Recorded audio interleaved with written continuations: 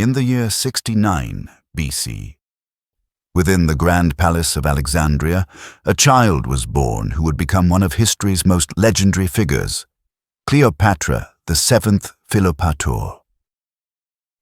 She belonged to the Ptolemaic dynasty, descendants of Alexander the Great's general Ptolemy I. Though Greek by blood, they ruled as pharaohs over the Egyptian people. But unlike her ancestors, Cleopatra was different. She did not treat Egypt as a mere throne to sit upon. She embraced it as her true home. From childhood, Cleopatra's education was exceptional. She studied in the great Library of Alexandria, mastering philosophy, astronomy, politics, and mathematics. She could speak not only Greek, but also Egyptian, Hebrew, Aramaic, and several other tongues. Historians say she spoke at least 9 languages, a gift that allowed her to speak directly to ambassadors, merchants, and priests without a translator. For as an old Egyptian proverb teaches, the tongue is the bridge to the heart. Her family life, however, was less harmonious. The Ptolemaic dynasty was plagued by jealousy and betrayal. Siblings married siblings, and blood was shed as often as wine was poured.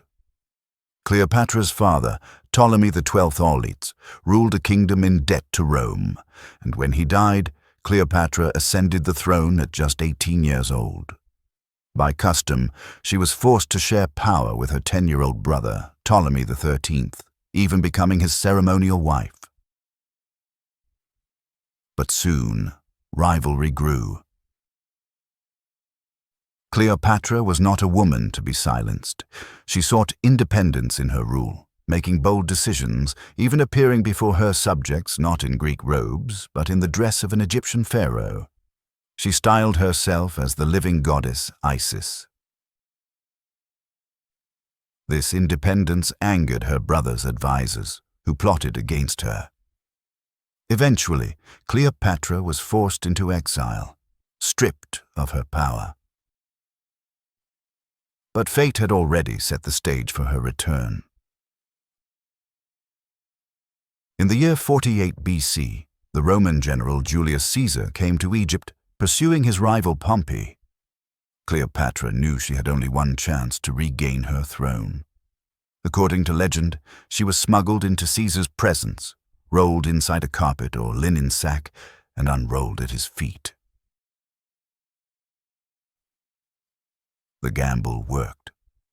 Caesar was captivated, not only by her beauty, but by her intelligence, wit, and charm. Together, they struck an alliance that was both political and romantic. With Caesar's legions at her side, Cleopatra defeated her brother in a bloody civil war. Ptolemy XIII fled but drowned in the Nile while trying to escape. Cleopatra was restored to the throne, now ruling as pharaoh in truth. To strengthen Egypt's future, she bore Caesar a son. Ptolemy XV Caesar, known as Caesarion, the Little Caesar. For a time, Cleopatra's power seemed unshakable. She sailed the Nile with Caesar, hosted him in her golden palace, and even visited Rome at his side, dazzling the people with her wealth and pageantry. But the dream was fragile. In 44 BC, daggers struck Caesar down in the Roman Senate. Cleopatra fled back to Egypt, her son at her side, her strongest ally gone.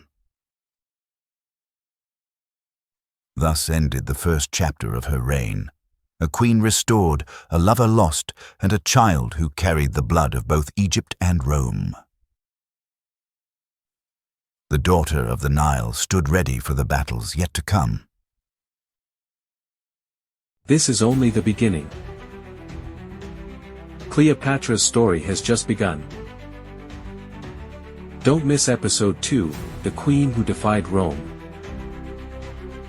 Like, share, and subscribe. so you won't miss the destiny of the last pharaoh.